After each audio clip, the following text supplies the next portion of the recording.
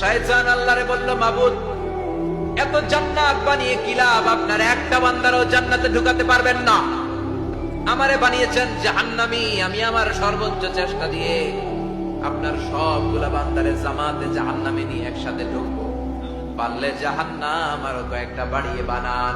আল্লাহ বললেন, কেন কেন? শয়তান বলে, লা আকুদান্না লাহুম সিরাতাকাল মুস্তাকিম। আপনার বান্দা জামাতে নামাজ পড়তে যেতে চাইবে, ওখান থেকে ধোঁকার ওয়াসওয়াসা দিয়ে আমি গানের কনসার্টে নিয়ে যাব।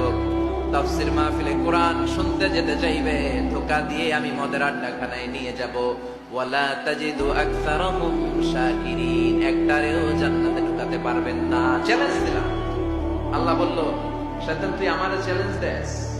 আমি তো সব রাজার বড় রাজা, মহারাজা। আমার সাথে তো কেউ চ্যালেঞ্জ দিয়ে টিকতে পারে না। চিল্লা এখন ঠিক কিনা?